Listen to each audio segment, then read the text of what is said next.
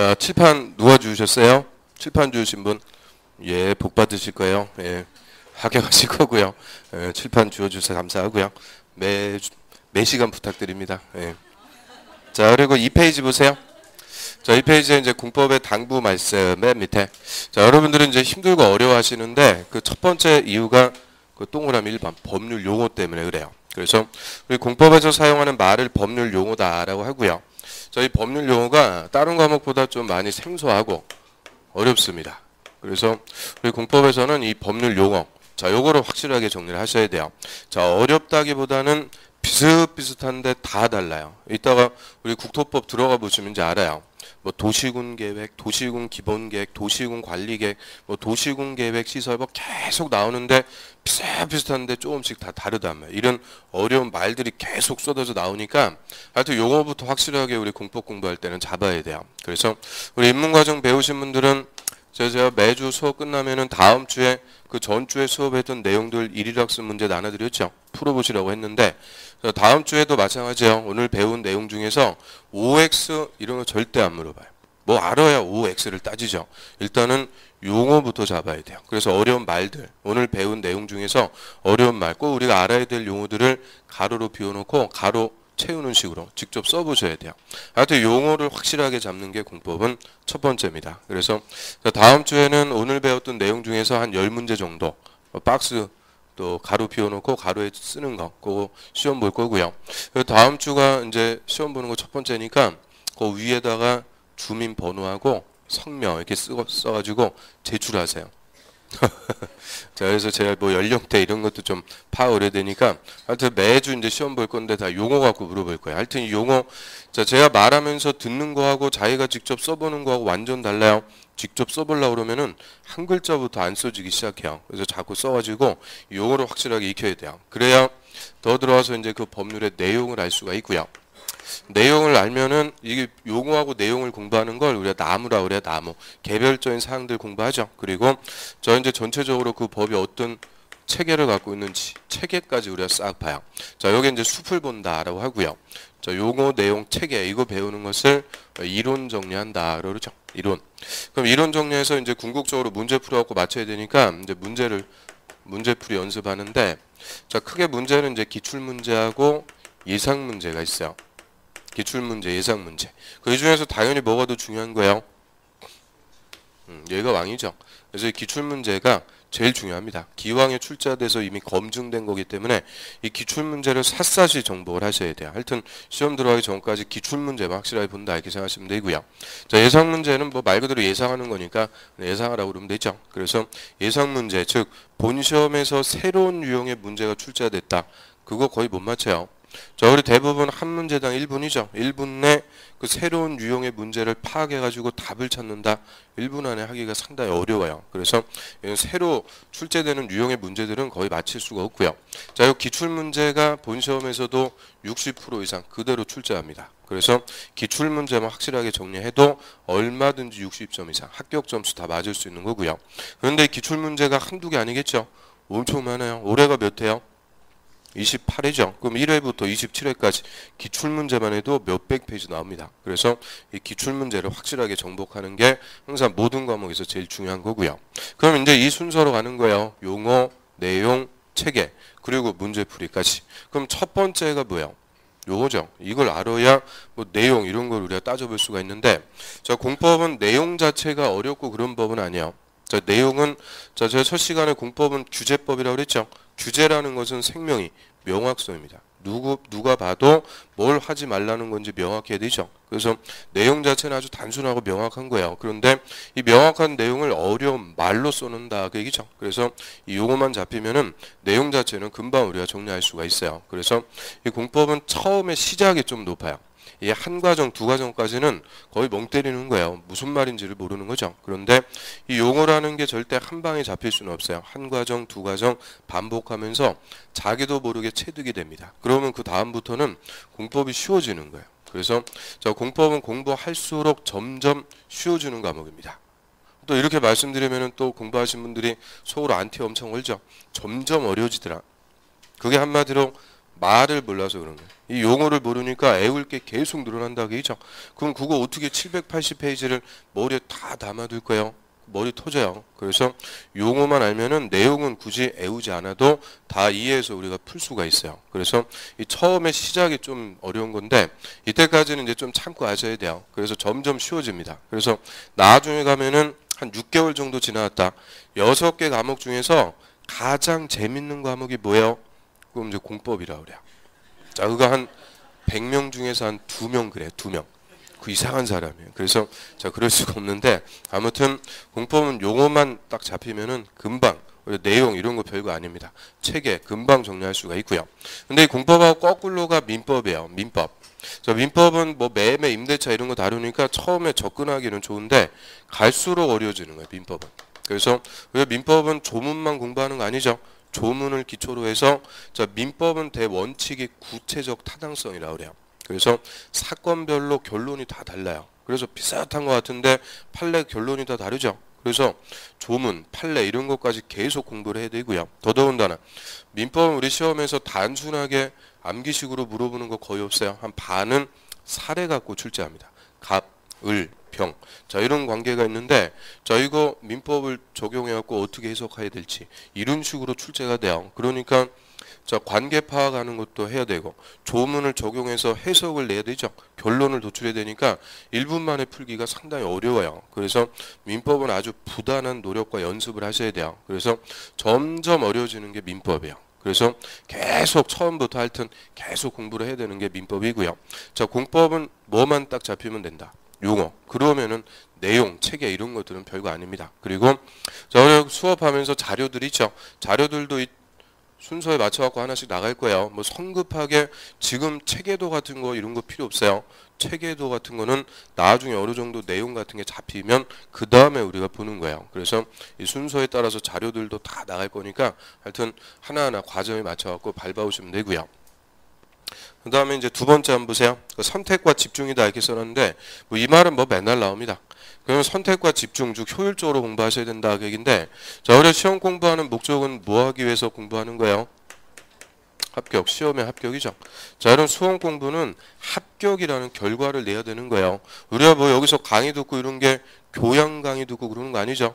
뭐 좋은 얘기 들어갖고 힐링 받고 가고 그런 거 아니에요. 오히려 수업 들으면은 힐링 되기는커녕 스트레스만 엄청 쌓이는 거예요. 그래서 아주 이게 힘든 건데 아무튼 합격을 목적으로 합니다. 그러면 이 결과를 딱 내야 돼요. 중간에 쌍코피를 터트려가면서 열심히 그냥 공부를 해요. 그런데 떨어졌어요. 그럼 그 사람은 공부 안 한 거예요.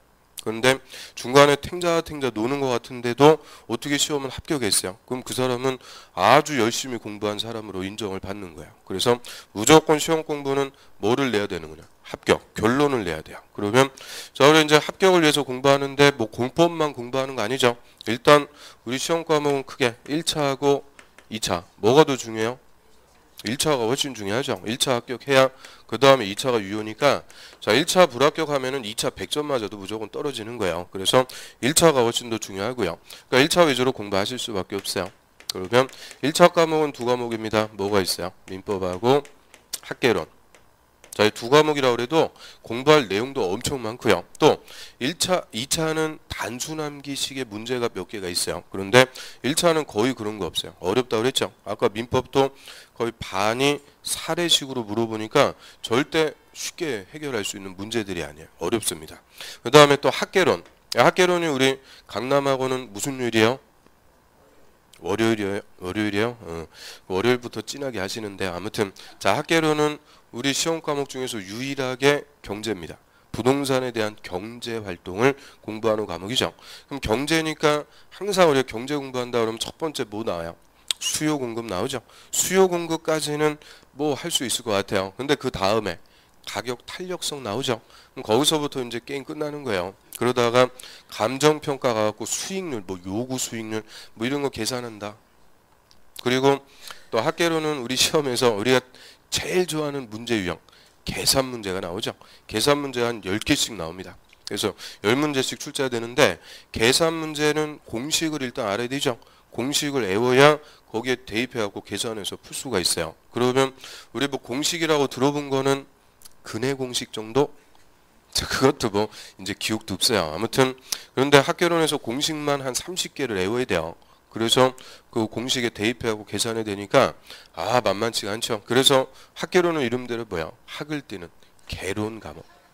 이렇게 얘기하죠. 그래서 자, 하여튼 1차 위주로 열심히 공부하셔야 돼요. 근데 그 중에서도 더 중요한 과목은 민법입니다. 자, 학교론 선생님한테 좀 죄송하지만 민법 위주로 공부하셔야 돼요. 우리 중개사 시험 공부한다 80% 이상 민법에 올인합니다. 이유는 나머지 과목들 뭐 공법, 공시법, 세법, 중개사법 다 법과목이죠. 그럼 모든 법을 공부하기 위한 기본 개념을 다 배우는 게 민법이에요. 그래서 법과목의 왕입니다. 그래서 민법 위주로 공부하셔야 돼요. 민법이 돼야 중개사법 따라오는 거예요. 또 등기법도 따라오고 공법도 따라오고. 그래서 무조건 민법이 잡혀야 돼요. 그래서 상반기 한 5월 정도까지는 민법이 어느 정도 수준에 도달해야만 다른 과목도 공부할 수가 있는 거예요. 그래서 저 지금 1월이니까 올해 10월 마지막 주 토요일 날 시험 볼 거예요. 그러면 저 아직도 10달 이상 남았네. 많이 남았다. 이렇게 생각하면 절대 오산입니다. 우리 인문과정 배우신 분들 11월 달에 엊그제 개강한 것 같은데 벌써 한 과정 끝났죠. 그러면은 이게 지금 10월까지면은 딱 5과정이에요. 5과정. 2달씩 해갖고 5과정이면 끝나는 거예요. 한 과정 금방 합니다. 그래서 절대 시간 많이 남았다 이렇게 생각하시면 안 돼요. 하여튼 1월부터는 새해부터는 딱 마음가짐 다시 잡고 지금부터 하여튼 상반기까지는 무조건 뭐 잡아야 된다고요. 민법. 그래서 제가 인문과정 할 때 공법 열심히 공부하시라고 한 번이라도 얘기했을까요? 물론 뭐 기억은 없어요. 아무튼 공법 열심히 2차 과목 주제 공법 열심히 하셔라 이런 얘기 안 합니다. 그래서 1차 민법 위주로 열심히 공부하시고요. 그 다음 이제 2차만 또 공부하시는 분들이 있어갖고 자 2차에서 예전에는 이제 공법이 메인 과목이었어요. 주된 과목. 그래서 민, 개, 공 뭐 이렇게 얘기하죠. 그런데 요새 2차에서 이 공법을 전력 과목으로 잡으면 절대 안 되는 거예요. 나는 나중에 공법이 너무 재밌고 너무 좋아가지고 선생님이 너무 좋다 그래서 공법이 너무 좋아가지고 공법을 전략 과목으로 삼겠다. 완전 망합니다. 그러면 안 돼요. 공법은 절대 전략 과목으로 잡으면 안 되고요. 자 2차에서는 중개사법이 전략 과목이에요. 중개사법을 확실하게 하셔야 돼요. 그러면 중개사법 저 인문과정 배우신 분들 자 우리 구체적으로 2개 법률 공부하는 거죠. 저 중개사법에서 무슨 법 배운대요? 맨날 뭐 중개사법 시간에 웃다 가시는 거예요. 그래서 2개 법률. 공인중개사법하고 부동산거래 신고 등에 관한 법률. 딱 2개 법률 공부하는 거예요. 그러면 이 2개 법률 법조문 합쳐봤자 200개밖에 안 돼요. 그래서 저희 중개사법에서는 200개 법조문을 아주 이잡듯이 샅샅이 합니다. 샅샅이 해가지고 이 중개사법은 100점도 맞을 수 있는 거예요. 그리고 나중에 우리 이제 3월 정도 되면은 전국 모의고사 보죠. 우리 전국적으로 세룸 학원이 한 20개 정도 학원이 있어요. 거기에 수강생들 100명만 잡아도 2,000명이죠. 그 사람들이 같은 날에 시험 딱 보는 거예요. 그래서 내가 전국적으로 어느 정도 수준인지 이제 몇 달 정도 공부하면은 한번 검증해 보고 싶은 유혹이 생기죠. 안 생겨요. 아무튼 그래서 그 모의고사도 보고 그러는데 저 모의고사가 본 시험보다 더 어려운 게 중개사법이에요. 중개사법은 모의고사가 오히려 더 어려워요. 그래서 어렵게 샅샅이 공부하고 본 시험에서는 쉽게. 그래서 이 중개사법은 합격하시는 분들 보면 대부분 80점 이상 맞아요. 80점 이상. 작년에 27회 때도 중개사법이 쉽게, 26회 때도 쉽게 다 쉽게 출제되었고 거의 80점, 뭐 80점이 뭐예요? 막 90점씩 맞아요. 그러면 중개사법에서 한 80점 맞아놨다. 나머지 공법하고 공시세법 자 이거는 몇 점만 맞아도 그냥 합격하는 거예요. 평균 60이면 합격하니까 50점씩만 맞아도 합격하는 거죠. 그래서 왜 옛날부터 학교 다닐 때부터 하여튼 1등, 2등, 3등 석차를 매기는 상대평가 위주로 공부를 해왔기 때문에 무조건 남들보다 더 하나라도 더 맞추려고 악착같이 공부해요. 그래서 다 100점을 목적으로 공부하는데 100점 맞아가지고 합격하는 시험이 절대 아니죠. 그러면 100점 맞아갖고 합격한 사람하고 딱 평균 60 맞아갖고 합격한 사람 누가 나가서 중개실무도 잘해요? 또 100점 맞은 사람 무시하면 안 되죠. 아무튼 그거는 자기 능력이요. 사업하는 능력이고 수완이고. 그래서 시험은 뭐만 하면 되는 거냐. 합격, 통과만 하면 되는 거예요. 그 다음에는 자기의 능력을 펼치면 되고. 그러면 중개사법 80 맞았다. 자 공법 50만 맞으면 된다는 거예요.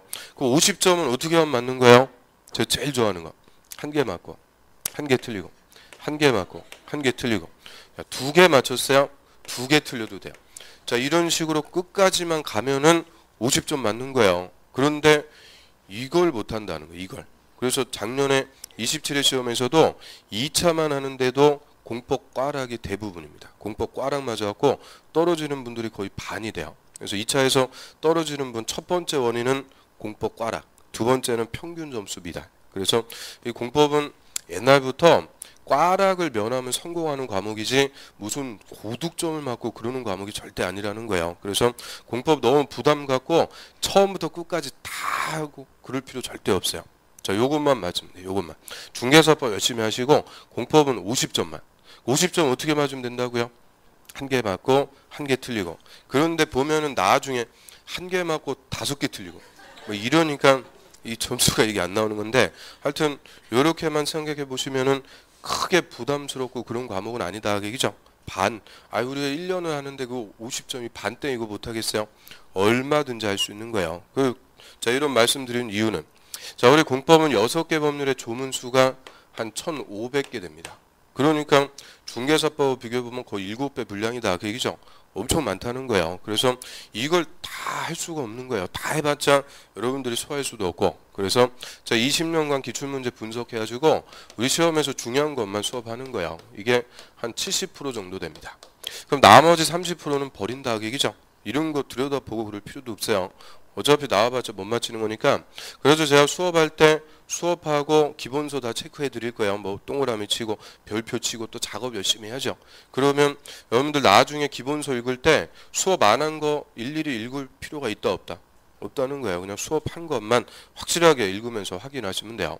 그래서 어떤 보면은 기본서 그냥 1페이지부터 780페이지까지 똑같은 비중으로 아주 새까맣게 공부하는 분이 있어요. 처음부터 끝까지 아주 새까매.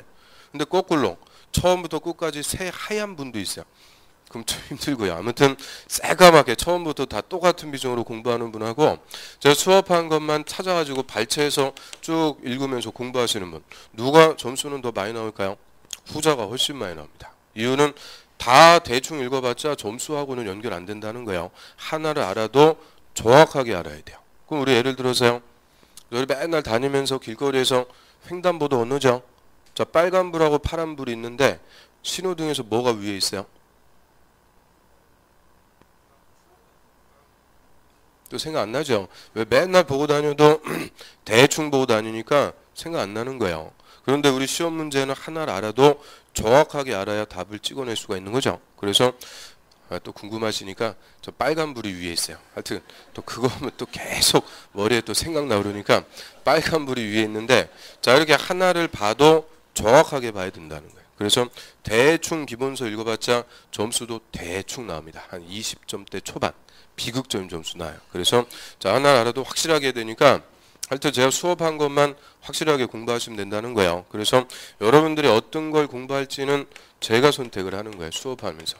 그래서 요 제가 수업한 내용을 집중해서 잘 따라오시면은 얼마든지 50점이 뭐야? 한 60점 이상. 그리고 우리 마지막 과정에 이제 우리 이제 마지막에 하는 게 식곡태라고 그래요. 식곡태 100선 할 건데 100문제 딱 찍어드려요. 그럼 작년에 27회 때도 이 100선에서 28개 그대로 나왔어요. 그럼 28개면은 65점이다. 그죠? 그 65점까지는 얼마든지 제가 다 찍어드릴 수 있는 거예요. 그래서 이제 이렇게 1년을 공부하면은 얼마든지 합격 점수 맞을 수 있는 거니까 쓸데없는 거 찾아가지고 공부하시고 그럴 필요 없다는 거예요. 수업하는 것만 확실하게 따라오시면 되고요. 그래서 선택과 집중으로 효율적으로 공부하시고요. 그 다음에 세 번째, 기본서 2번, 3번 통독한다 했는데 제가 수업하면서 기본서 다 읽어드릴 거예요. 중요한 거 할 때 다 찾아드릴 거니까 그 수업만 안 빠져도 기본서 자동적으로 3번 이상 읽게 돼요. 그래서 요거는 결석하지 마시라는 거고요. 그 다음 네 번째, 그 끝까지 포기하면 안 된다.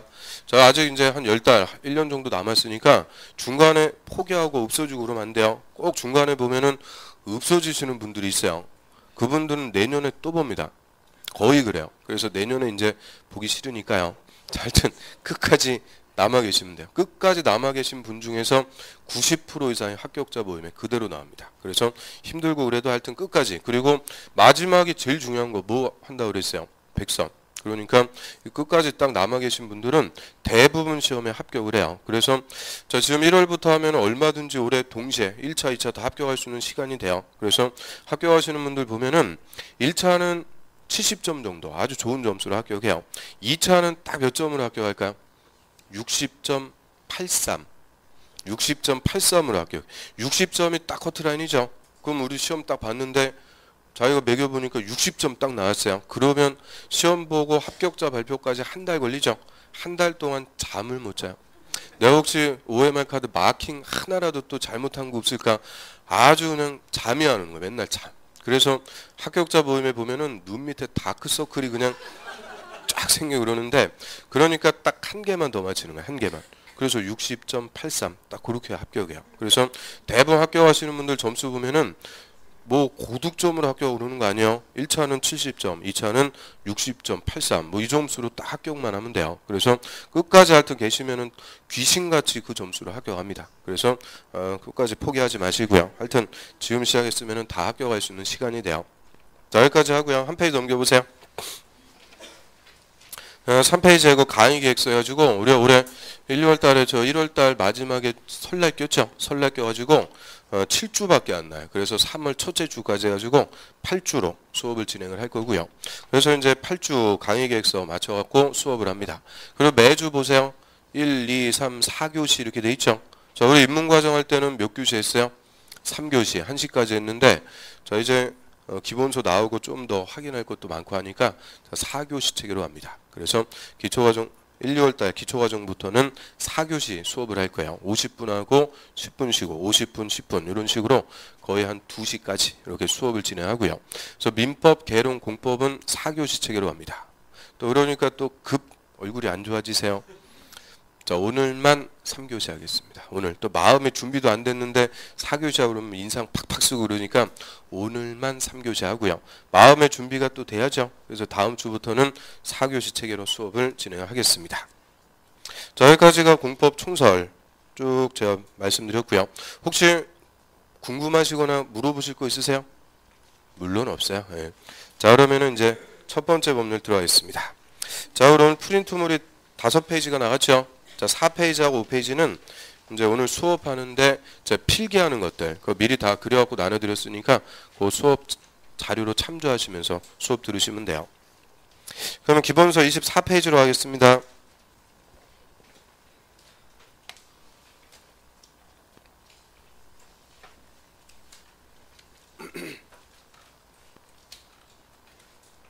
자, 그럼 이제 첫 번째 공부하는 법이 자, 국토계획 및 이용에 관한 법률. 줄여가지고 무슨 법이요? 국토법. 국토의 선계획, 후개발, 체계에 관한 법이고요. 당연히 어디가 더 중요하다고 그랬어요? 선계획. 계획 파트가 더 중요하니까 일단 이 계획 쪽만 어떤 것도 우리가 공부하게 되는지 쭉 용어, 체계 한번 쭉 보겠습니다. 그럼 우리 국토법에서 토지를 이용개발하게 수립하는 계획. 자, 첫 번째로 나오는 계획이 광역도시계획이라고 그래요. 광역도시계획. 자, 광역도시계획이란 광역계획권에 자, 앞으로 장기 발전 방향을 제시하는 계획이다라고 합니다. 그래서 장기 발전 방향 제시.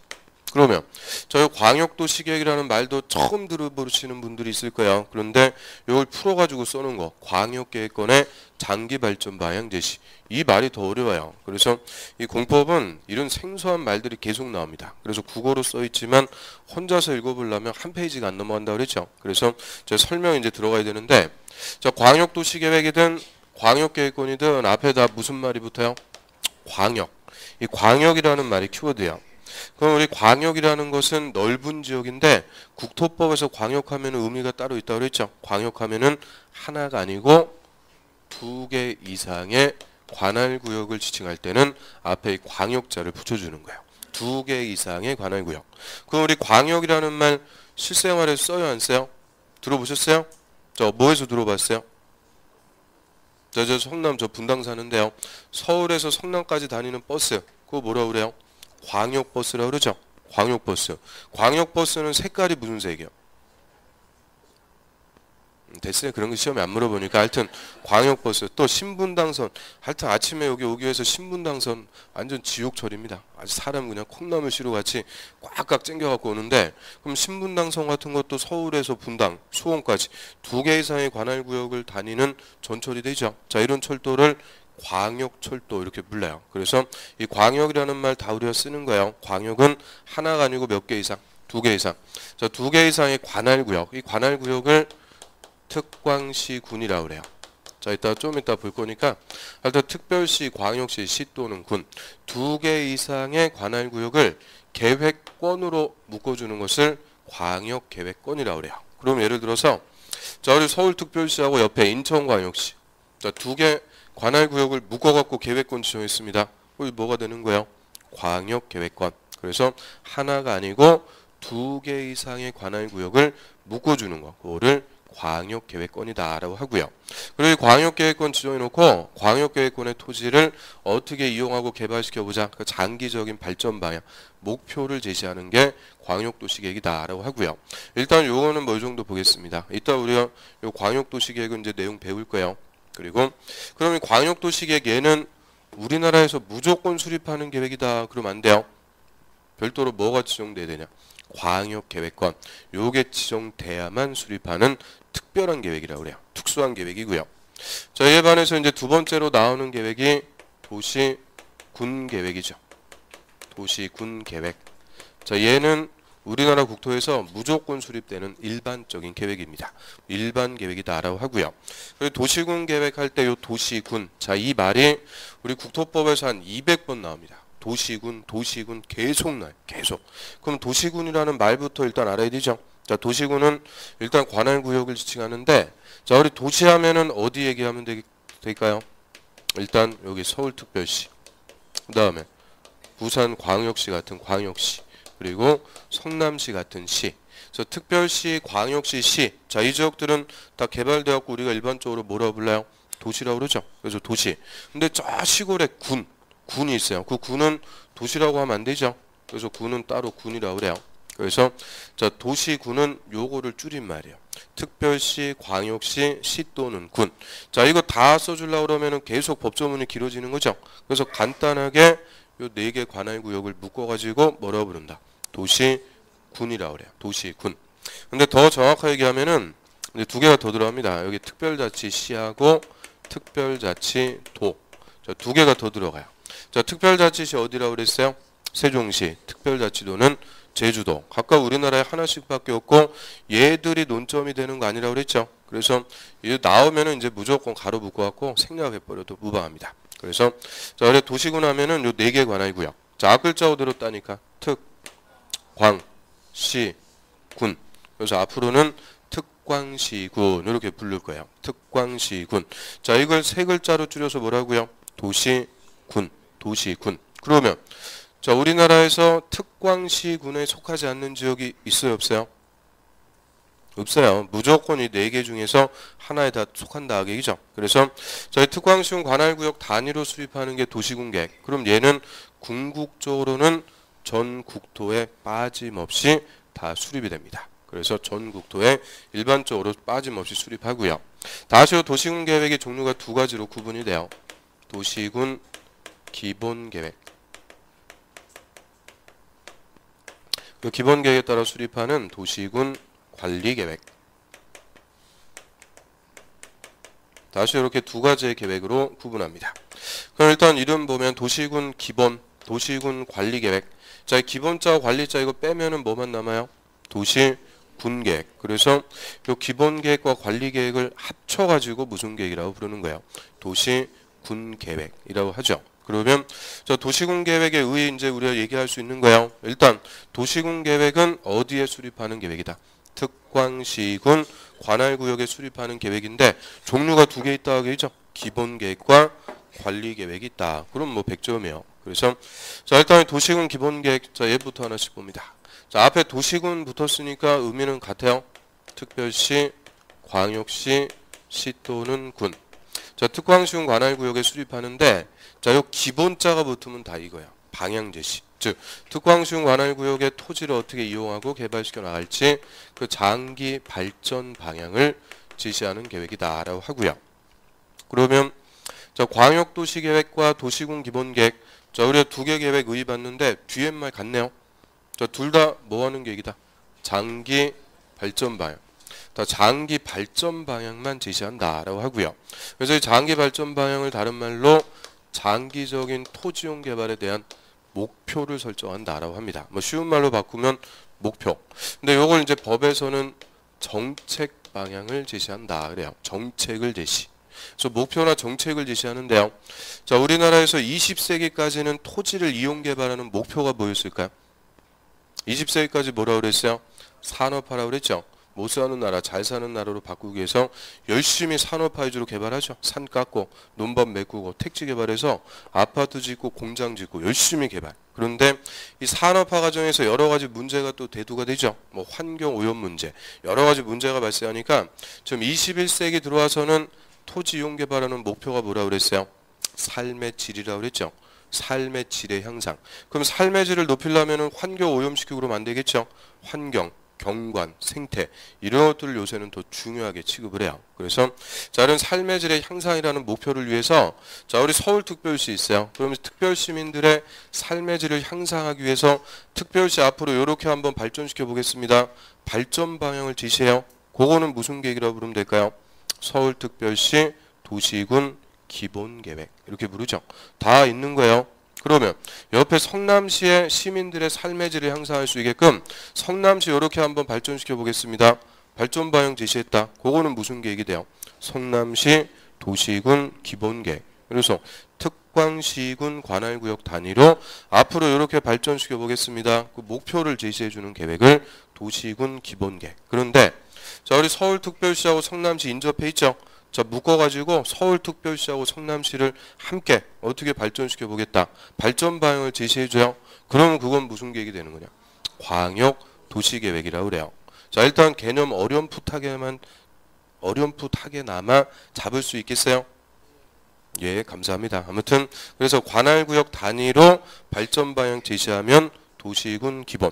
두 개 관할구역을 묶어가지고 함께 발전시켜보자 하면은 광역도시. 그래서 다 이렇게 한번 발전만 시켜보자. 정책만 내놓는 거예요. 목표만. 그런데 우리 정책이라는 것은 현실적으로 집행이 될 수도 있고 안 될 수도 있어요. 안 되는 게 훨씬 많죠. 자, 아무리 좋은 정책도 뭐가 있어야 집행이 되는 거예요? 예산, 돈이 있어야 되죠. 그래서 예산 확보되기 전까지는 뭐 될지 안 될지 몰라요. 그래서 이 정책만 내놓는 이 두 개 계획은 수립이 돼도 직접 국민의 토지 소유권을 규제하는 효과는 없습니다. 즉, 우리한테 직접적으로 구속력이 없기 때문에 자, 이런 계획들을 비구속적 행정계획이라고 불러요. 비구속적 계획. 국민한테는 구속력이 없는 계획이다. 그 얘기죠. 그러면 제가 첫 시간에 공법이라는 게 무슨 과목이라고 그랬어요? 무슨 법? 토지에 대한 계획을 만들어서 토지의 소유권 행사를 규제한다고 그랬죠. 그런데 이 두 개 계획은 만들어져도 직접 국민의 토지 소유권을 규제하는 효과가 없다. 즉 우리한테 아무 효과가 없으니까 비구속적 계획. 그러면 이거 우리가 반드시 알아야 돼요? 몰라도 돼요? 몰라도 되죠. 뭐 우리한테 효과 없으니까 몰라도 살아가는데 하등 지장 없다는 거예요. 그래서 여태까지 쭉 모르고 살아오신 거죠. 그리고 출제 비중도 뚝 떨어집니다. 이 두 개는 합쳐가지고 한 문제 물어볼까 말까 뭐 그 정도밖에 안 돼요. 그닥 중요한 계획은 아니고요. 그럼 정작 중요한 거는 요 세 번째요. 도시군 관리계획. 자, 얘도 도시군이니까 어디겠어요? 특별시, 광역시, 시 또는 군. 자, 관할구역을 이거는 뭐 하는 거다? 관리하는 계획이라고 그래요. 우리 관리라는 말을 풀어서 얘기하면 이제 구체적으로 토지를 개발하고요. 정비라는 말이 뭐였어요? 정비 재개발이라고 그랬죠. 다시 개발. 개발하고 다시 개발하고 또 보존할 곳은 보존해 나가기 위해서 수립하는 계획. 개발, 정비, 보존을 위해서 수립한다라고 하고요.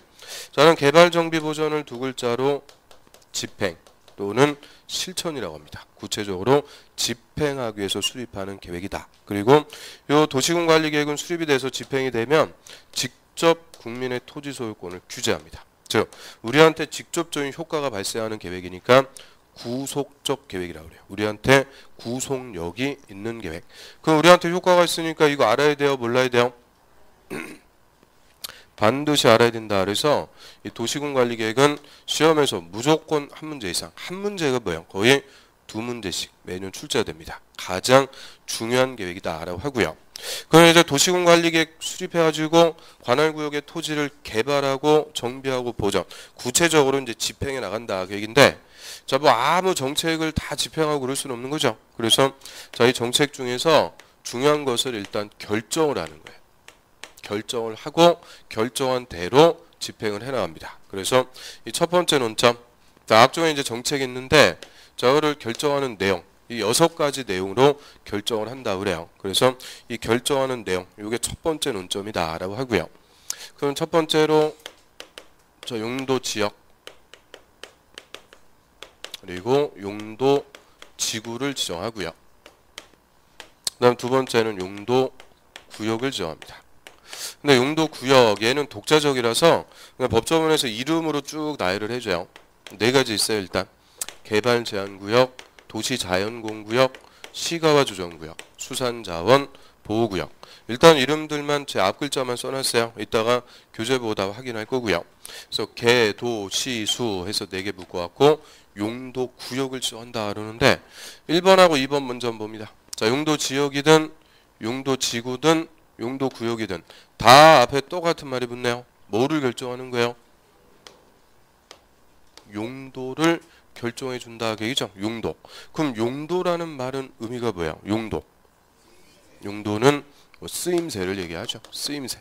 자, 쓰임새를 결정해 주는 건데 뭐의 쓰임새를 결정한다? 토지. 자, 토지의 쓰임새를 결정하는 것을 우리가 좀 유식하게 용도 지역, 용도 지구, 용도 구역을 정한다라고 그래요. 그래서 자, 이 중에서 가장 기본적인 토지의 쓰임새가 용도 지역입니다. 용도 지역은 우리나라에 있는 토지라면은 무조건 지정이 되는 거예요. 무조건 지정되는 가장 기본적인 쓰임새라고 하고요. 그러면 우리 토지는 크게 어떻게 쓸 수가 있을까요? 가장 기본적인 쓰임새. 건물 지어갖고 개발할 수 있죠. 농사 지을 수도 있고 또 그냥 보존해 나갈 수도 있죠. 그러면 행정청이 이 땅은 개발할 땅, 이 땅은 농사 지을 땅, 이 땅은 보존할 땅. 가장 기본적인 쓰임새를 정해주는 거예요. 그거를 뭘 지정한다고요? 땅에다가 용도 지역을 지정한다라고 하고요. 그 다음에 용도 지역의 기능을 보충하기 위해서 필요할 때 일부 토지에 추가적으로 지정하는 것을 용도 지구라고 그래요. 그래서 항상 용도 지구는 용도 지역에 추가적으로 지정해서 추가적인 쓰임새를 정한다고 그래요. 그래서 우리나라에 있는 토지 중에서 용도 지구만 하나 지정된 땅은 있을까 없을까요? 절대 없어요. 무조건 기본 뭐가 있고 용도 지역, 용도 지역이라는 게 지정이 되고 거기에 추가해서 필요가 있으면 용도 지구라는 걸 또 지정할 수가 있고요. 그래서 용도 지구는 용도 지역의 기능을 보충해 주는 역할입니다. 추가적인 쓰임새. 그런데 2번의 용도 구역, 자 얘는 2번에 따로 썼죠. 그 말은 1번 지역 지구하고는 관계가 없다 그 얘기입니다. 독자적인 토지의 쓰임새를 정해주는 것을 용도구역이라고 하고요. 이게 각각 다 독자적인 건데 그 중에서 대표적인 게 개발 제한 구역이라고 그래요. 자, 개발 제한 구역은 소위 그린벨트 이렇게 불러요. 그린벨트는 들어보셨죠? 말 그대로 개발 못하게 하는 거예요. 개발 절대 못하게 하겠다 해서 지정하는 것이 용도구역, 개발 제한 구역 같은 용도구역 다 독자적인 쓰임새고요. 그래서 일단 자, 지역, 지구, 구역, 즉 행정청이 계획으로 토지의 쓰임새를 딱 정해주죠. 그러면은 이제 우리한테 효과가 발생. 이제 내 땅이라도 내 마음대로 이용 못하게 하는 거예요. 이 용도에 맞게끔만 토지를 쓰도록 규제합니다. 그거를 토지 이용 행위를 제한한다. 그래서 행위 제한한다 그래요. 행위 제한을 통해서 이 토지를 용도에 맞게 합리적으로 이용해 나가자 하는 것을 지역, 지구, 구역이다라고 하고요. 그럼 이제 혹시나 해서 여쭤보는데요. 저 인문과정 배우신 분들, 자 우리 용도지역 도, 관, 농자에서 총 몇 개 있을까요? 용도지역이.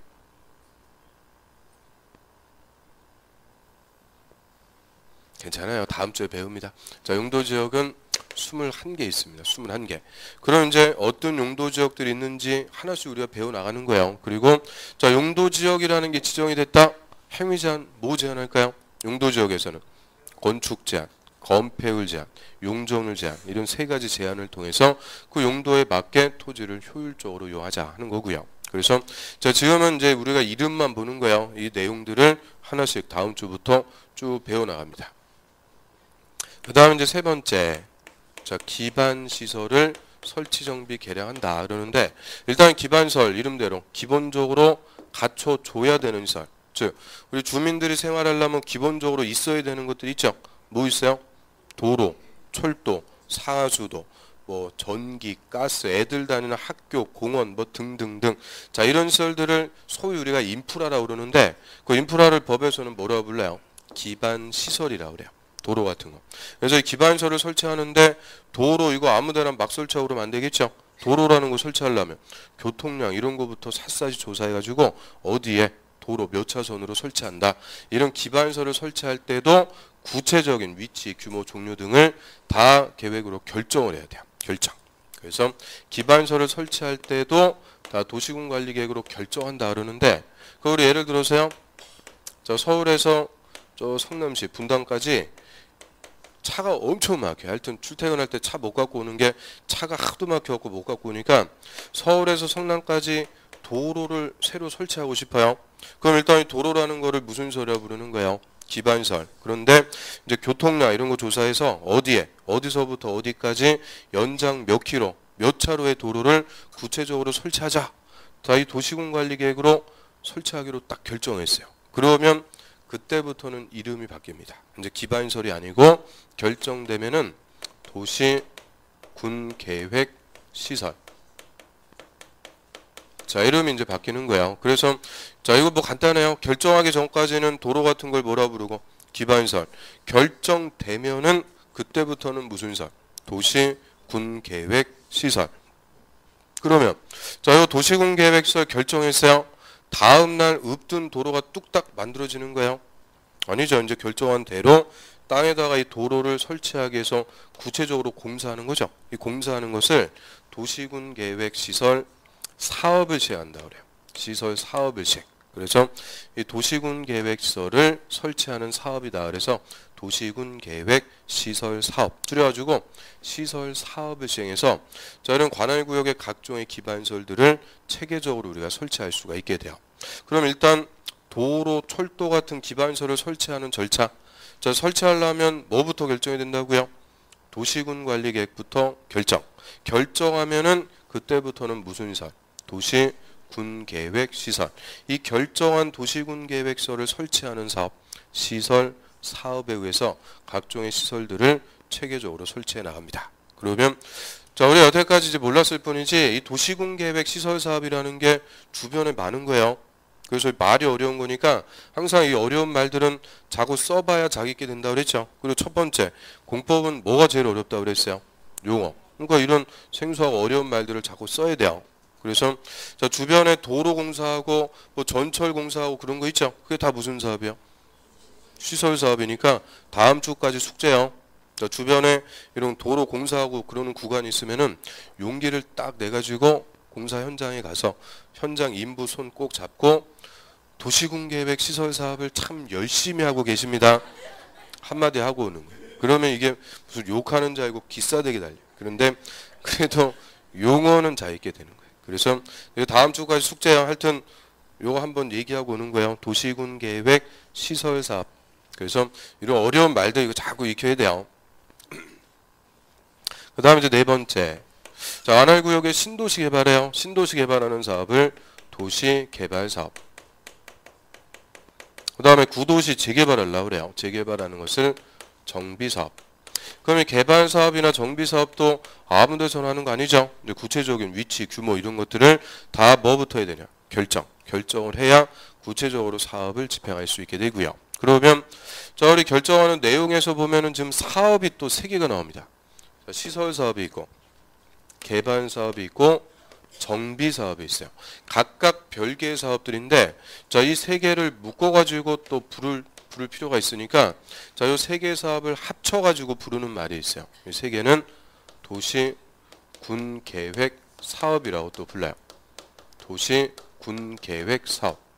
자, 도시군관리계획을 시행하는 사업이다 해서 세 개를 합쳐가지고 도시군계획 사업. 그러면 일단 여기까지 우리 용어 쭉 보고 있는데 비슷하죠? 광역도시계획. 도시군 계획, 도시군 기본계획, 도시군 관리계획, 도시군 계획 시설, 도시군 계획 시설 사업, 도시군 계획 사업 7개 쭉 봤는데 다 비슷비슷하죠. 그런데 다 다른 말이에요. 그러니까 이런 비슷한데 다른 말들을 구분할 수가 있어야 돼요. 그거를 변별력이라고 그래요. 그런데 이 변별력이라는 것은 절대 한 번에 가지고 생길 수가 없다고 그랬죠. 그래서 제가 첫 시간에 뭐 입문과정 들으신 분이나 좀 처음 오신 분이나 별 차이는 없어요. 시험 보면은 점수는 다 20점대 초반, 비극적인 점수가 나요. 그런데 입문과정 들으신 분들이 한 개 딱 장점, 나은 점은 이 문화적 충격을 이미 겪었다는 거죠. 그래서 저 입문과정 처음 할 때 11월 달에 이거 딱 공법 첫 시간에 이거 듣고 와 이런 게 다 있네. 그거 거의 멘붕이에요.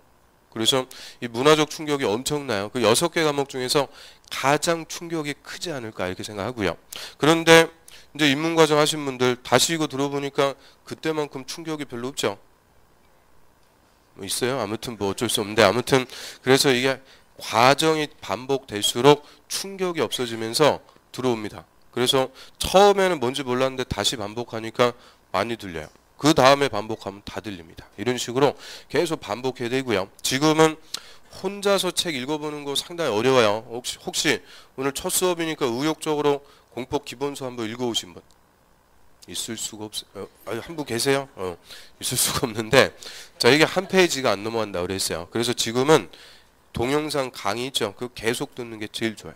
말기가 들어와야 돼 일단은. 그래서 강의 계속 반복해갖고 듣는 게 제일 좋습니다. 그리고 제 수업은 좀 말 제가 빨라요? 느려요? 감사합니다. 아무튼 그래서 이게 이제 처음에는 좀 빨라 보일 수가 있어요. 이게 생소한 말들 얘기하고 넘어가니까 빠른 거 같죠. 나중에 가면은 속 터져요. 동영상 보면. 아주 제 느릿느릿한데 말이. 그래서 제 강의는 한 1.5배속으로 들어도 충분히 다 들립니다. 그러면 50분 수업 1.5배속으로 들으면 30분이면 끝난다는 거예요. 그래서 이제 다시 그 강의를 자꾸 반복적으로 듣는 게 요새는 가장 좋아요. 지금 혼자서 책 보고 그럴 계제가 아니고 좀 강의를 반복 들어야 돼요. 그래서 아무튼 자, 요 3개 사업을 합쳐가지고 또 무슨 사업이라고 부른다고요? 도시군 계획 사업. 도시군 계획 사업. 그 다음 이제 5번째. 자, 지구 단위 계획 구역을 지정을 하고요. 지구 단위 계획 구역에다가 수립하는 것을 지구 단위 계획이라고 그래요. 그러면 지구 단위 계획, 자 앞에 요 지구자 붙습니다. 자 우리 국토법에서 지구자 하면 또 의미가 있다고 그랬죠. 자 여기서 지구는 뭐예요? 뭐 지구를 떠나라 그런 지구가 아니고 일부. 항상 관할 구역의 일부를 지칭할 때는 앞에 지구자 붙입니다. 그래서 지구 단위 계획은 일부 단위로 수립하는 계획이다. 이렇게 해석하시면 돼요. 그럼 예를 들어서요. 자, 우리 서울특별시 관할구역이 이렇게 있어요. 그러면 서울특별시 관할구역의 전부를 놓고 용도지역을 지정하거나 기반시설을 설치하기 위해서 결정. 그러면 이제 무슨 계획이라고 부르는 거예요? 서울특별시 도시군 관리계획. 그런데 서울특별시 관할구역이 너무 넓으니까 일부에다 우리 학원 있는 동네 서초동. 자 여기다가만 도시군 관리계획 수립할 수도 있는 거예요. 그러면 관할구역의 전부가 아니고 일부에만 수립했죠. 이때는 이름을 따로 뭐라고 부르는 거예요? 지구 단위 계획이라고 부르는 거예요. 그래서 저 서울특별시 전부면은 서울특별시 도시군 관리계획. 서초동에다만 수립했으면 서초동 지구 단위 계획. 자 개념 잡을 수 있겠죠. 그러면 자 무슨 동네에다 지구 단위 계획 수립할 거냐? 일단 구역을 지정을 합니다. 그거를 지구 단위 계획을 수립하기 위한 구역, 지구 단위 계획 구역. 그러면 서초동에 구역을 지정했습니다. 뭐라고 부르면 돼요? 서초동 지구 단위 계획 구역. 너무 길어지니까 줄여갖고 그냥 서초지구 이렇게 부르죠. 그래서 뭐 구체적으로 서초 1동에다 지정했으면 서초 1지구, 2동에다 지정했으면 서초 2지구, 뭐 그런 식으로 주변에 무슨 지구 많이 들어봤죠? 자, 뭐 들어봤어요? 많이 들어보셨다면서요?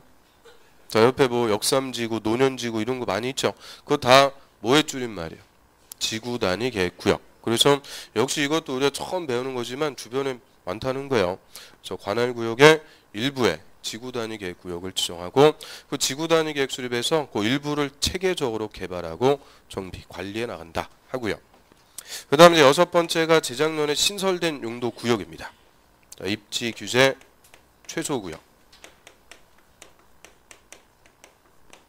그래 입지 규제 최소 구역에다가 수립하는 계획을 입지 규제 최소 구역 계획. 자, 얘가 이제 6번이고요. 그럼 얘는 본질부터 일단 알아야 돼요. 입지 규제 최소 구역은 본질은 용도 구역입니다. 용도 구역이 하나인데, 자, 여기다 묶어가지고 써준 게 아니고 6번에 따로 빼놨어요. 이유는 종래 용도 구역하고 얘는 정반대 성격입니다. 자, 종래 용도 구역, 뭐 개발 제한 구역 같은 것은 개발을 못하게 하려고 하는 거예요. 그런데 거꾸로 입지 규제 최소 구역은 개발을 하려고 지정하는 용도 구역이에요. 그래서 일부 지역을 집중적으로 개발하기 위해서 지정하는 용도 구역. 그럼 이름대로 자, 입지 규제를 뭐 한대요? 최소. 규제라는 거를 최소 다 풀어준다 그 얘기죠. 그러면 입지라는 말이 키워드예요. 자, 우리 학개론에 보면은 입지론 이런 거 있죠. 입지론. 그 입지라는 말이 뭐예요? 건물 짓는 거죠.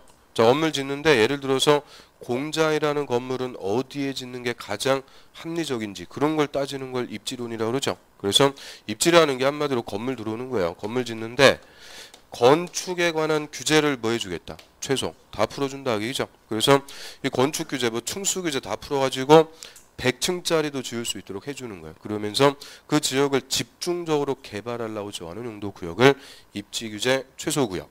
그래서 얘는 딱 어디 떠올리면 된다고 그랬어요? 저 제2롯데월드라고 그랬죠. 일반적으로는 100층 넘고 그런 거 못 짓는 거예요. 그래서 입지 규제 최소 구역 이거 지정해서 충수 규제 이런 거 싹 풀어주니까 100층짜리 건물도 짓고 그럴 수가 있죠. 그래서 한마디로 개발하려고 지정하는 용도 구역. 그러면 자, 여기까지 6개입니다. 이 6가지로 모든 토지의 정책을 다 결정해요. 결정해 놓고 자, 우리한테 힘이 제한 규제도 하고요. 사업도 하고 직접적으로 집행 효과가 발생하는 계획이 도시군 관리계획. 그럼 얘가 6개다 보니까 첫 번째 논점이라고 그랬죠. 결정하는 내용. 자, 얘는 2년에 한 번씩 물어봐요. 26회 때 물어봤고요. 작년 27회 때 안 물어봤죠. 올해 28회 때 무조건이요. 무조건 기출이니까 물어볼 거니까 자, 일단 이거 앞글자 그대로 따갖고 어떻게 봐요? 용, 기, 도, 지, 입. 자, 이렇게 외웁니다. 용용, 기, 도, 지, 입. 자, 이게 그대로 우리 국토법의 목차입니다. 목차. 그래서 여기 쫙 써는 순서대로 이제 국토법 배우는 거예요. 일단 계획들 싹 배워 나가고요. 그 다음에 이 결정하는 내용들 하나씩 쫙 배워 나가니까 용용, 기도지 이게 국토법의 그대로 체계, 목차가 되는 거죠. 그래서 자, 여기까지가 이제 선계획 체계인데 여기까지도 용어들 만만치 않죠. 그래서 이 법률 용어가 하여튼 우리 공법은 제일 어렵고 제일 중요해요. 여기까지 법조문 좀 확인해 보겠습니다. 항상 이 수업에 이제 설명부터 하고 교재 보는 이유는 우리 교재는 다 그냥 법조문이에요. 기본서가 다 법조문이고 시험은 당연히 뭘로 나와요? 그림으로 나오는 거 아니죠. 법조문 갖고 물어봅니다. 즉 텍스트 갖고 물어보니까 이 법조문을 자꾸 익히기 위해서라도 기본서를 자꾸 보셔야 돼요. 근데 하도 안 읽어보시니까 제가 읽는 거예요. 제가 찾아갖고 다 읽어드립니다. 그래서 25페이지 자, 국토법 1절의 재정 목적은 뭐 좋은 얘기고요. 그 밑으로 합니다. 2절 요거저희 거기다 불평. 자, 옆에 몇 회 물어봤다 출제 횟수 다 써놨죠. 왜 써놨겠어요? 어디가 중요한지를 파악하시라는 거예요. 그래서 제가 기본서에다가 20회 이후부터만 기출 횟수를 딱 다뤄놨어요. 20회 이후. 그러면 용어에서 보세요. 20, 21, 25, 26. 이거 20회 이후로 4번이나 물어봤다 그죠? 거의 매년 물어봅니다. 그래서 국토법에서도 용어가 아주 중요합니다. 용어 정의. 그러면 그 많이 물어보는 이유가요. 그 1번 광역도시계획부터 한 페이지 넘겨보세요. 몇 번까지 있어요? 21번. 기반시설 설치 비용까지 21개 있어요. 그러니까 그 중에서 그냥 5개 딱 찍어갖고 물어보기가 좋다는 거예요. 그래서 그거 엄청 많은데 뭐 지금 다 하는 거 아니고 계획만 몇 개 좀 확인합니다. 자, 다시 앞으로 오세요. 1번 광역도시계획. 자, 광역도시계획은 광역계획권의 장기발전 방향 제시. 짬을 장기발전 방향 제시하는 계획이다. 그럼 얘도 예전에 좀 유치하지만 광역도시계획은 광역시의 장기발전 방향 제시하는 계획이다. 틀리는 거예요. 뭐 틀렸어요? 광역시가 아니고 광역계획권. 광역계획권의 장기발전 방향 제시. 그 다음 2번 도시군 계획. 도시군 계획은 특별시, 광역시, 특별자치시, 특별자치도 가로 묶습니다. 두 개 가로 묶어갖고 이하에서는 생략. 그리고 시 또는 군. 그럼 특별시, 광역시, 시 또는 군. 저거 앞글자에다 다 동그라미 치세요. 뭐라고 읽으면 돼요? 특, 광, 시, 군. 특광시, 군. 자, 이걸 세 글자로 줄여서 뭐라고 그런다? 도시군, 도시군 이꼴 특광시군. 저희 특광시군 관할구역에 수립하는 계획인데 도시군 기본계획, 기본 동그라미, 도시군 관리계획, 관리 동그라미로 구분한다. 그럼 이제 도시군 계획이 뭐예요? 이렇게 물어봤습니다. 뭐라고 그러면 돼요? 일단 어디에 수립해요? 특광시군에 수립하는데 뭐가 있다?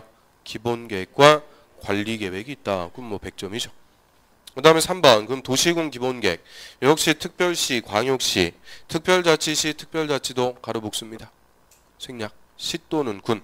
이제 그 이하에서 가로 묶어갖고 생략한다 이런 말 안 해도 되죠. 알아서 하여튼 특별자치시, 특별자치도 나오면 가로 묶어갖고 그냥 생략하시면 돼요. 그럼 역시 얘도 앞글자 따면 뭐가 돼요? 특, 광, 시, 군. 관할구역의 두 번째 줄 중간. 장기 발전 방향 제시. 밑줄. 장기 발전 방향 제시하는 계획이다. 자, 이 정도 보면 되고요. 그런데 4번 도시군 관리 계획은 발전 방향 제시하고 그런 거 아니에요? 자, 도시군 관리 계획은 특별시, 광역시, 시 또는 군, 즉 특광시군의 개발 정비 보전. 밑줄. 자, 개발 정비 보전을 두 글자로 집행 또는 실천. 다 같은 말입니다. 집행을 위해서 수립하는 토지용, 교통, 환경, 경관, 안전, 산업 뭐 등등에 관한 다음의 계획을 말한다.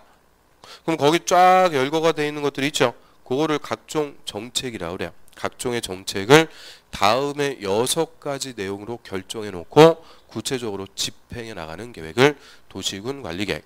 그래서 결정하는 내용, 자, 하루 1번부터 하루 6번까지 앞글자 그대로 따면은 용용, 기도, 지입. 그런데 가로 2번 봅니다. 가로 2번에 개발제한구역, 개자의 동그라미. 도시자연보호구역의 도, 시가와 조정구역 시, 수산자원보호구역의 수. 자, 앞글자 읽으니까 개, 도, 시, 수. 자, 이 4개 구역을 법률용어로 용도구역이라고 그래요. 그래서 가로 2번은 앞에다가 용도구역 이렇게 써두시면 돼요. 용도구역. 용도구역 써가지고 용자에다가 동그라미 치면은 이제 완성되죠. 용용, 기도, 지입. 그 다음 밑으로 합니다. 5번. 자, 지구단위 계획. 지구단위 계획이란 도시군 계획 수립 대상 지역의 일부에다 동그라미. 항상 이 지구자 붙으면 의미는 일부에 대하여 딱 거기서 끊고요. 자, 토지용을 합리화하고 기능 증진, 미관 개선, 양호한 환경을 확보. 그 지역을 체계적 계획적으로 관리하기 위하여 딱 끊으세요. 위하여 딱 끊고 수립하는 도시군 관리 계획을 말한다. 그 지구단위 계획의 의 우리 시험에서 제일 많이 물어본 용어 중에 하나예요. 길어가지고 우리가 끊어갖고 읽어요. 그럼 중간 거는 뭐 지금 필요 없고 자, 앞부분하고 뒷부분만 연결해서 봅니다. 다시 한번 봐요. 자, 지구단위 계획은 도시군 계획 수립 대상 지역의 일부에 대하여 뒤로 와서 수립하는 도시군 관리 계획을 말한다. 자, 이게 의예요. 그러면 지구단위 계획은 도시군 관리 계획이다. O, X. 자, 지구단위 계획은 도시군 관리 계획이다. 맞아요, 틀려요? 맞죠? 맨 뒤에 무슨 계획을 말한다고 그랬어요? 도시군 관리 계획. 그러니까 지구단위 계획도 다 무슨 계획이다? 도시군 관리 계획인데 앞부분이 키워드가 되죠. 어디에 수립할 때?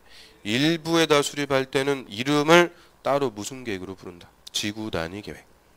자, 그러면 그 맨 앞에 도시군 계획 수립 대상 지역은 어딜까요? 도시군 계획 수립 대상 지역이란 자, 아까 도시군 계획 어디다 수립했어요? 특, 광, 시, 군, 관할구역. 그래서 도시군 계획 수립 대상 지역은 이꼴 특광시군 관할구역이죠. 그러면 특광시군의 전부에 수립하는 게 아니고 일부에다 수립할 때 이때는 이름을 지구단위 계획이라고 부르고요. 자, 넘어갑니다. 자, 7번의 기반시설. 자, 기반시설은 다음의 시설로서 대통령령이 정하는 시설이다. 그래서 자, 가로 1번부터 밑에 가로 7번까지 7가지 분류에 따라서 종류들이 쭉 열거가 되어 있습니다. 자, 가로 1번에 교통설이라고 그래요. 교통설에는 도로, 철도, 항만, 공항, 주차장 등 써있죠. 등 하면 뭐예요? 등등 더 있다 그죠? 그래서 자, 이 기반설의 종류들 제대로 쓰면은 종류가 57개가 있어요. 57개. 그 57개를 다시 7가지의 분류에 따라서 나열해 놨다 그죠? 그래서 얘가 작년, 재작년, 그작년 지금 3년 연속 기출입니다. 3년 연속으로 그냥 단독으로 이 기반설이 뭐에 분류가 되는지, 뭘로 분류가 되는지 그거를 그냥 단순하게 물어보고 있어요. 그러면 자, 우리 첫 번째 본 거 교통설은 당연히 뭐 있어요? 도로, 철도 뭐 이런 거 당연히 교통설이죠. 또 두 번째 공간시설에는 뭐가 있어요? 광장, 공원, 일정한 공간이죠. 그러니까 뭐 읽어보면 당연한 거예요. 그런데 자, 논점 수도 어디가 있을까요? 수도 가로 3번 유통공급설에 있죠. 그 수도의 동그라미 그거 상수도입니다. 그런데 하수도는 또 어디가 있을까요? 하수도는 가로 7번 환경기초시설 하수도 동그라미. 얘가 24회 때 정답이에요. 상하수도는 유통공급설이다. 틀리는 거예요. 상수도는 뭔데? 유통공급. 하수도는 환경기초시설. 다른 거다 그죠? 상수도하고 하수도는 다른 거예요. 그럼 이런 거 물어보면은 봤으면 맞히는 거고 안 봤으면 그냥 틀리는 거죠. 단순한 거. 뭐 논리가 있고 그런 거 아니니까. 자, 우리 여기서 이제 하나의 공식을 발견할 수가 있어요. 하수도 할 때 히읗. 환경기초시설 할 때 환경 히읗. 그래서 하수도하고 환경기초시설은 뭐가 같은 거예요? 히읗. 자음이 같은 거죠. 이렇게 자음을 맞히는 법칙. 자, 이걸 무슨 법칙? 자음 법칙. 자음 법칙에서 제가 만든 법칙이에요. 하여튼 이 자음 법칙 써먹는 게 우리 공법에 엄청 많아요. 그래서 처음에는 웃겨 보일지 몰라도 나중에 이거 한 100번 반복하죠. 그럼 시험장 들어갔을 때 자기도 모르게 새록새록 생각이 나요. 자음이 같은 거구나.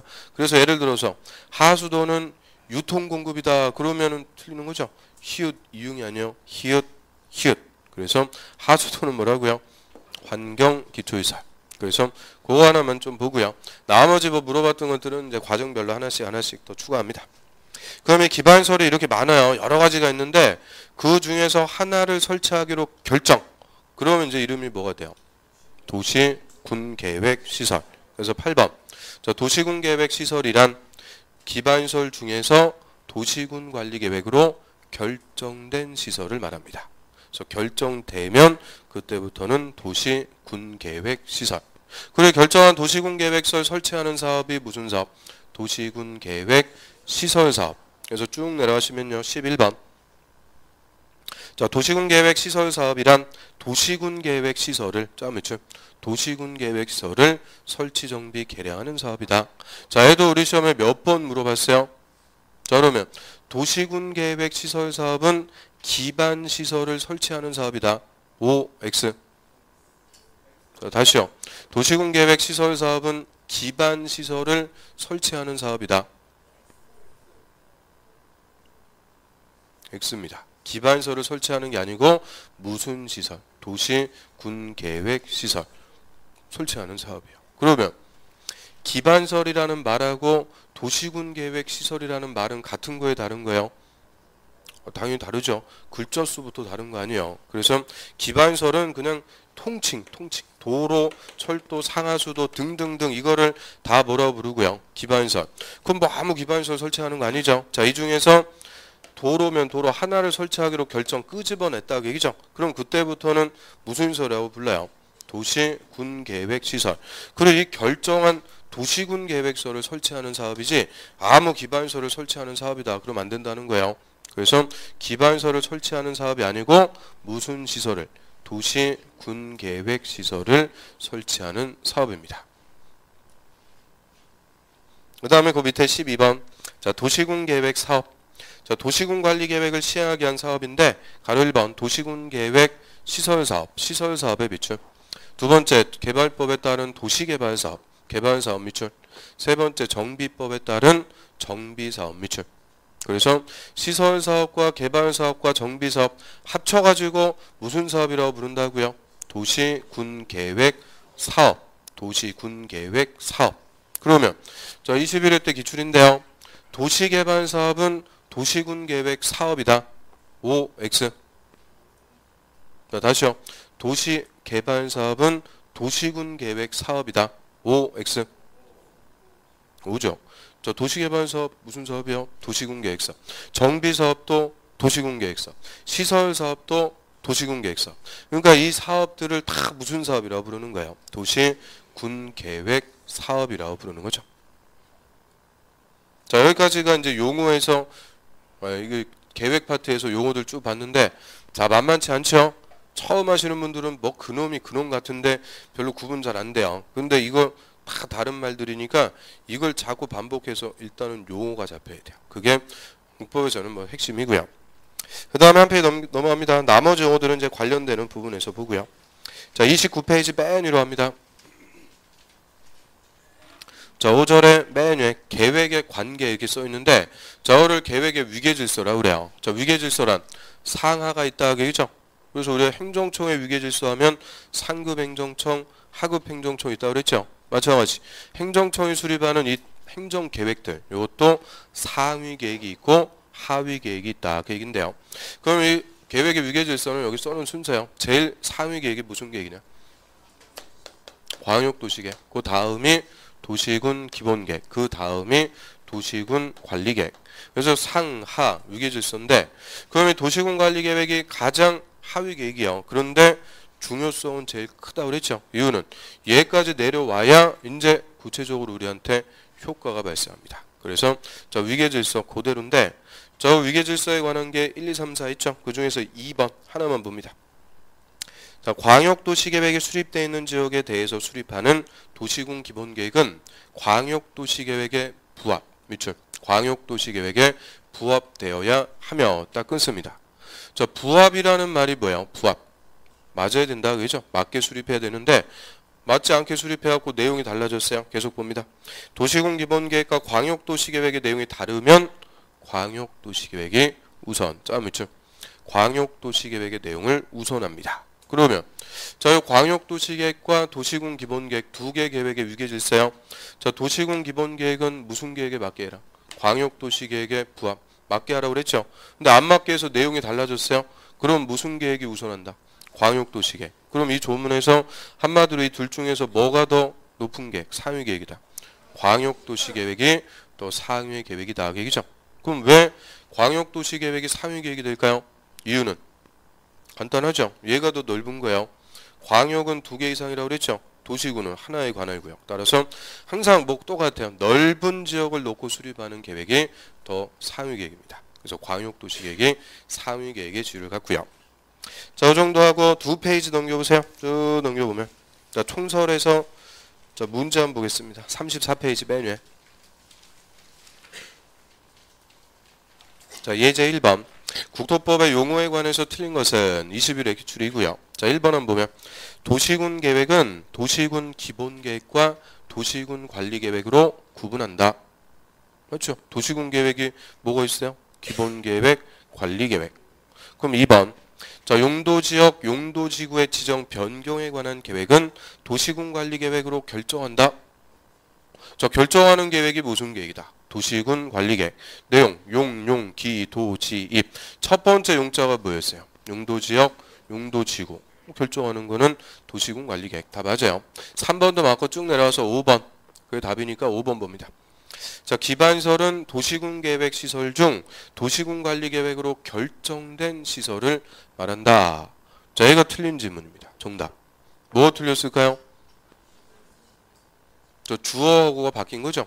주어가. 기반설이 주어가 아니고 도시군 계획 시설은 기반시설 중에서 도시군 관리계획으로 결정된 시설입니다. 그래서 기반설이 주어가 아니고 무슨 설? 도시군 계획 시설. 도시군 계획설은 이 기반설 중에서 결정된 시설을 얘기하는 거죠.